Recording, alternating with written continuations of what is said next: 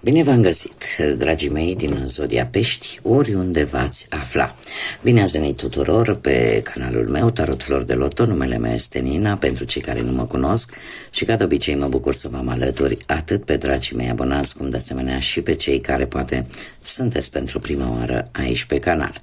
Azi voi face o lectură generală pentru luna februarie, așa că, dragilor, toți cei care aveți soare, lună, Venus sau ascendentul în Zodia Pești, atunci această lectură este de asemenea și pentru voi. Desigur, dragii mei, nu uitați că voi vă construiți propriul viitor, așa că vă rog din suflet să luați decât acele mesaje care rezonează cu voi, iar restul lăsați-le să zboare în univers, pentru că sigur sunt pentru alte energii, alte persoane care într-o mai mică sau mai mare măsură au o legătură cu Zodia Pești. Acum, toți cei care deja mă urmăresc de ceva vreme știu că voi extrage pentru voi câte o carte din acest minunat oracol al frunzelor de ceai pentru fiecare săptămână a lunii februarie. Și, desigur,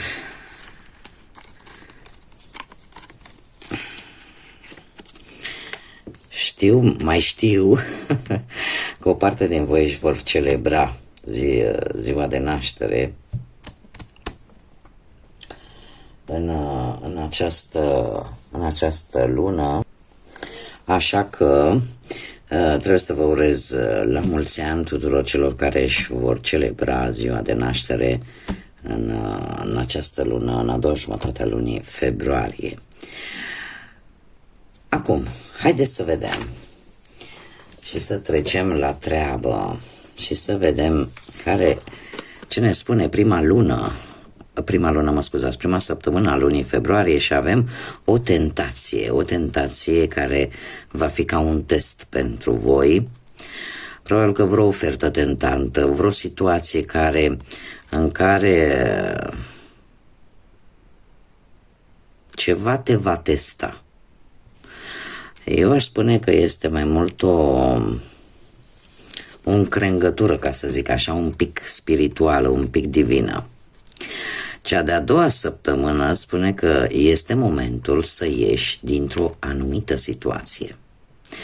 Poate are legătură chiar cu această tentație. Așa că acordați un pic de atenție, pentru că este o vedere generală pe ansamblu, da? A întregii luni februarie. A treia săptămână vine cu un drum de munte și se pare că, indiferent cât este de greu, dragilor, voi chiar vă îndreptați către succes. Voi chiar vă îndreptați către o realizare importantă pentru voi. Eu aș spune că această tentație care vine către voi, poate că, într-un fel sau altul, vă va ajuta să ieșiți din această situație din a doua săptămână. Iar, așa cum bine am văzut, chiar dacă drumul nu este chiar atât de ușor, există căi de mijloc care să vă ajute să reușiți. Avem de asemenea acul de gămălie, spune, care în ultima săptămână din februarie vine cu un nou job sau cu ceva nou legat de cariera voastră. Acum, așa cum am făcut-o la celelalte zodii, o fac și la voi. Ultima săptămână, și mai precis pe data de 28 februarie, sigur va rezona cu unii dintre voi. În data de 28 februarie avem un eveniment astronomic și astrologic foarte, foarte important și unic, de care nu vor mai avea parte multe generații. Până undeva în 2492, mare atenție, multe generații nu vor avea parte de acest eveniment atât de important, și anume alăturarea celei de-a 7 planete, a 7-a planetă, vorbim de Mercur, celor 6 planete deja aliniate încă de la sfârșitul lui ianuarie. Vorbim de o energie cosmică foarte puternică, foarte unică, și la vremea respectivă, când ne vom apropia, voi face o lectură specială pentru fiecare zodie vis-a-vis de acest eveniment.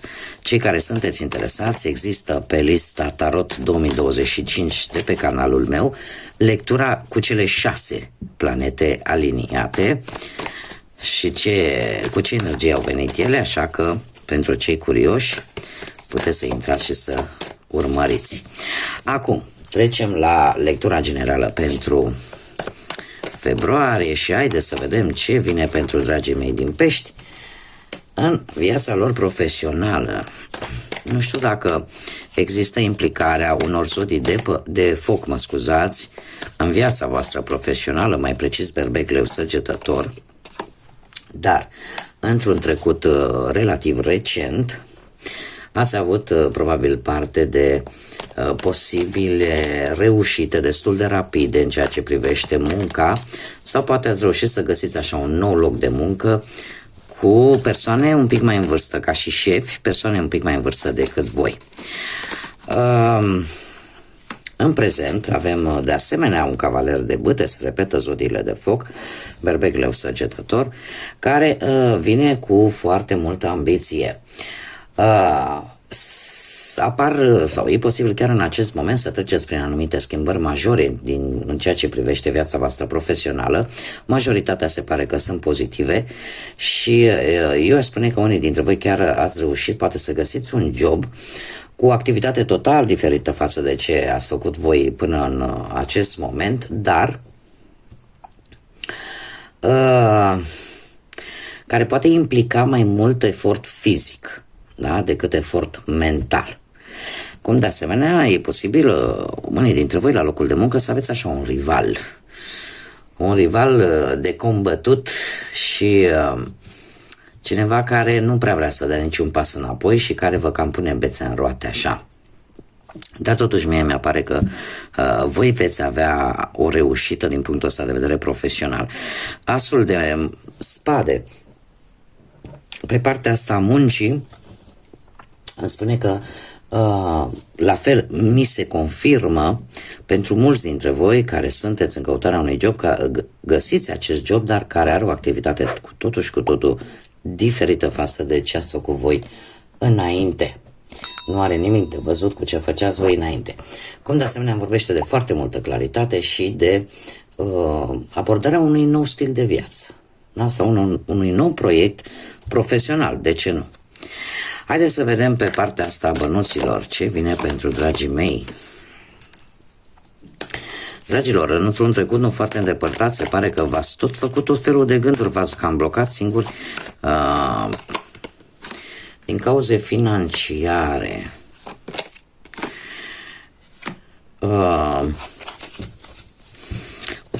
Optul de spade îmi spune că în trecut e posibil să fi gândit numai negativ și cumva să te fi învârtit așa într-un cerc vicios și în care parcă nu ți ieșeau niciun fel de pasență, ca să zic așa, cam tot ce încercai tu așa să faci bănuți, parcă nu ți ieșea, dar și energia ta era una destul de negativă și cumva parcă tot ce încercai nu dădea rezultate bune. În prezent avem un 3 de cupe care îmi vorbește despre cum să spun eu, o tendință de a cheltui pentru bunăstarea personală. Da, cumva există posibil un sprijin pe care ți-l acordă posibil anumiți prieteni sau anumite persoane din familie, în general cercul restrâns foarte intim, pentru că tu vrei să achiziționezi ceva pentru bunăstarea ta strict personală. Nu știu, că vrei să-ți iei nu știu ce aparat de cosmetică, că vrei să-ți iei nu știu ce lucruri care pe tine să te ajute la nivel personal. Da, pentru că aici este o grămadă de exemple care de lucruri care pot fiecare și le poate dori și care sunt strict pentru uzul său personal. Luna lui februarie vine și cu acest cavaler de monede, care pe partea banilor e posibil să implice persoane din zodii de pământ, Taur, Fecioară sau Capricorn, persoane care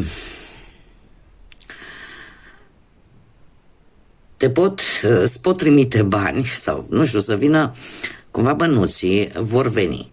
Nu ei neapărat în cantități exorbitante, dar ei vor veni poate din mai multe locuri. Ori că vin, uite, dintr-un simplu ajutor, ori că vine dintr-o creștere, ori că vine dintr-o moștenire, din orice lucru pot veni bănuți. Dar eu, din câte văd aici, există să zicem așa, un mic compromis, și anume să te ții de cuvânt. Sau poate cineva care are legătură cu zodiile de pământ se ține de cuvânt în ceea ce privește o anumită sumă de bani sau o anumită situație financiară. Cert e că bani o să vă intre.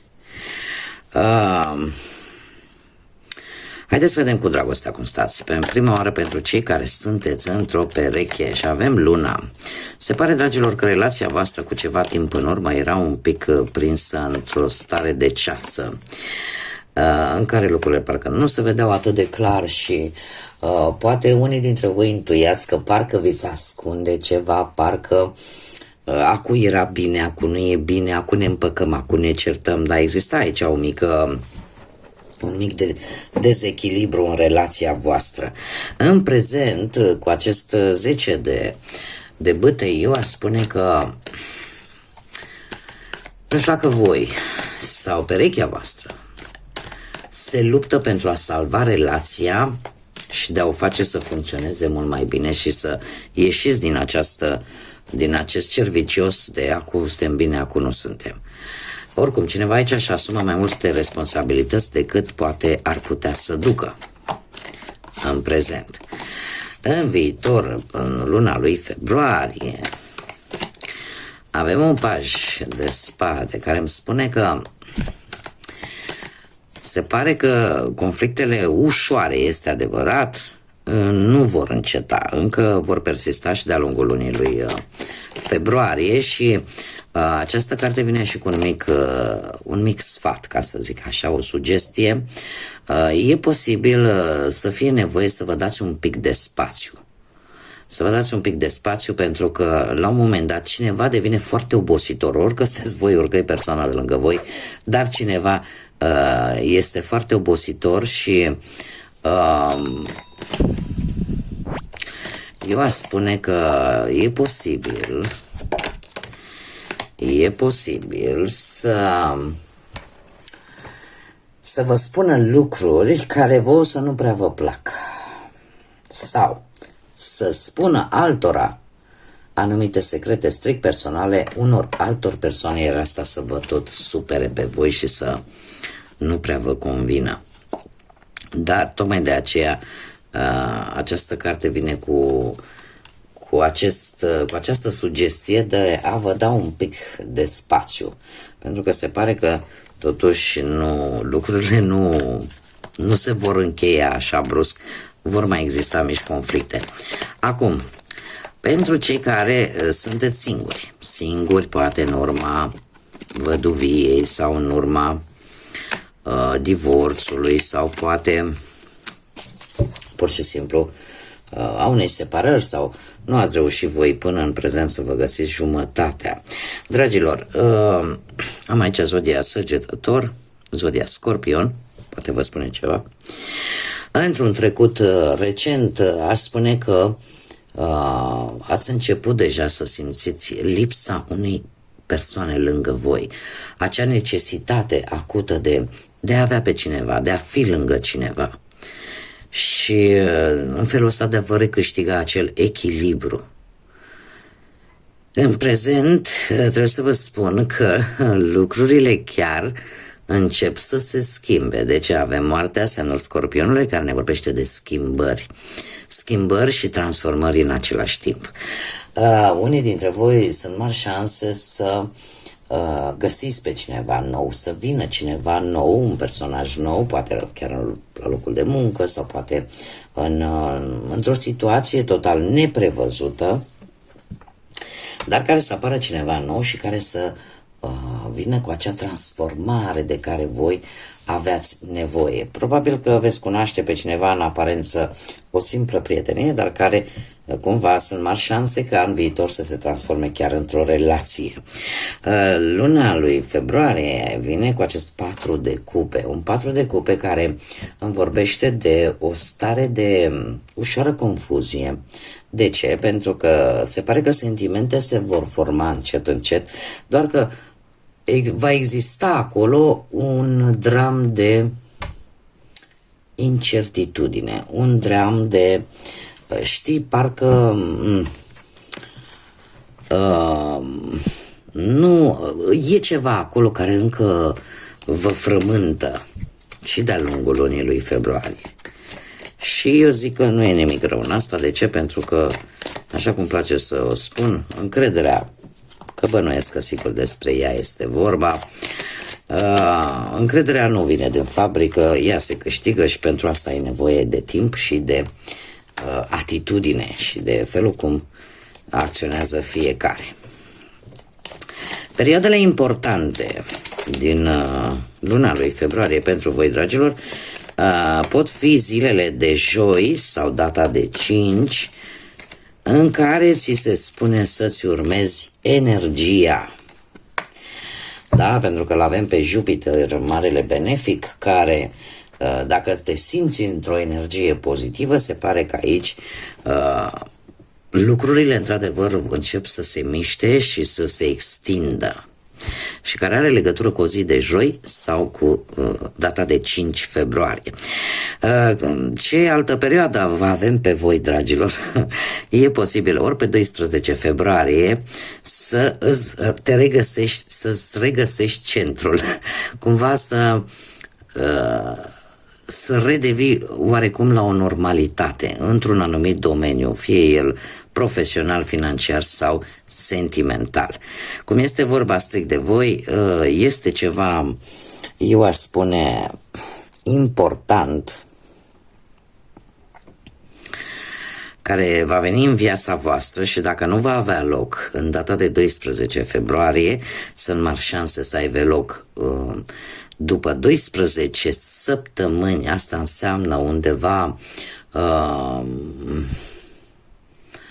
prin mai, cred că, sfârșitul lui mai, aș zice, sau chiar la anul în același moment, la începutul lui februarie. Dar este ceva care pentru voi va fi foarte important și care vă va marca pe voi la nivel personal. Haideți să vedem ce inițiale de nume, prenume, pseudonim sau porecle de persoane cu care voi puteți interacționa sau care vor avea o anumită importanță pentru voi de-a lungul lunii lui februarie. Și avem litera P,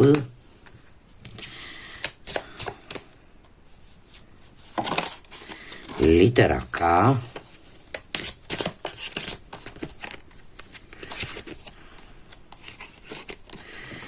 Doamne, ce să lipesc, litera C, L, Z, Q, U și B. Da, inițiale de nume, prenume, pseudonim sau porecle de persoane cu care voi puteți interacționa sau care vor avea ceva anume importanță de-a lungul lunii lui februarie sau e posibil chiar să vă regăsiți propriile inițiale ale propriului vostru nume, ceea ce denotă faptul că, sigur, un mesaj important este pentru voi în această lectură. Ca și zodii, vorbim de zodii de aer, Gemeni, Balanță, Vărsător, de apă, care predomină, Rac, Pești, Scorpion, și a 10 de pământ, nu foarte tare, dar nici deloc, Taur, Fecioară sau Capricorn. Acum, haideți să vedem care este mesajul Universului pentru voi, dragilor, din Pești, pentru luna februarie.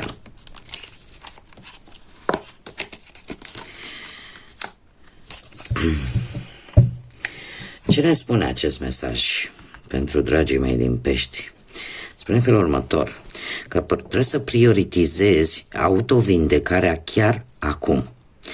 Pune nevoile tale deasupra celorlalți odată pentru totdeauna, sau cel puțin acum fă lucrul acesta.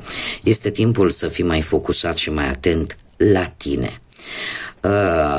Autovindecarea ia timp și foarte multă iubire de sine. Adu-ți aminte să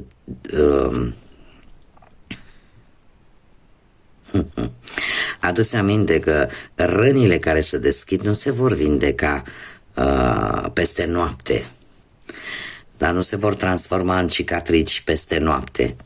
Ia-ți timpul necesar să începi să fii fericit și să începi să te vindeci tu pe tine. Nu există nicio grabă, important este să începi. Este un îndemn foarte clar și nu mă miră că vine tocmai la voi, dragilor, pentru că voi aveți această tendință de vă autolezați. De multe ori vă faceți rău voi cu mânuța voastră, cum s-ar spune. De ce? Pentru că absorbiți atâta energie negativă din partea celorlalți, încât la un moment dat nu mai are unde să se ducă atâta energie negativă și vă răniți voi pe voi. Așa că unii dintre voi care desigur se regăsesc vis-a-vis de acest mesaj, Universul, Divinitatea încearcă să-ți spună, știi, pune-te pe tine pe primul loc, odată pentru totdeauna, sau măcar o dată. Pune-te și încearcă să vindeci toate rănile care le-ai strâns probabil de-a lungul timpului. Încearcă să te focusezi mai mult pe tine, pe nevoile tale și pe ceea ce ție îți face plăcere și pe ceea ce pe tine te face fericit, fericită. Ia-ți timpul necesar, nu mai începi și fă-o, pentru că sunt lucruri, sunt răni în interiorul fiecăruia dintre voi care nu se vor vindeca așa de pe o zi pe alta. Da? Nu se vor transforma, așa cum bine spune, în cicatrici. Da? Au nevoie de mai mult timp de vindecare, dar important este să vrei să faci lucrul ăsta și să-l începi odată pentru totdeauna. Bun, dragii mei, aceasta a fost lectura pentru voi. Eu vă mulțumesc pentru atenție și mulțumesc de asemenea tuturor celor care prin aceste mici gesturi de like, de lăsat poate un comentariu sau de distribuit sau de a vă abona la acest canal, vă aduceți aportul considerabil în dezvoltarea acestui proiect minunat pe care eu l-am deschis aici pe YouTube. Așa că mii de mulțumiri tuturor și de asemenea nu uitați și în continuare să am nevoie de sprijinul vostru, așa că nu uitați de like-uri, nu uitați de distribuiri, lăsați un comentariu. Cei care încă nu s-au abonat, invit și aștept cu mare drag să o facă. Totul este gratuit, așa că zise toate acestea, vă doresc ca luna lui februarie, în afară de faptul că vă doresc să aveți parte de zile de naștere cât mai frumoase, cât mai liniștite și cât mai pline de cadouri, să aveți parte de tot ce este mai bun, de multă energie pozitivă, de multă lumină și de multă înțelepciune. Până data viitoare, când ne vom reîntâlni, numai bine vă doresc încă o dată la mulți ani tuturor peștilor care își vor celebra zilele de naștere la sfârșitul acestei luni și, desigur, să fiți iubiți, dragilor.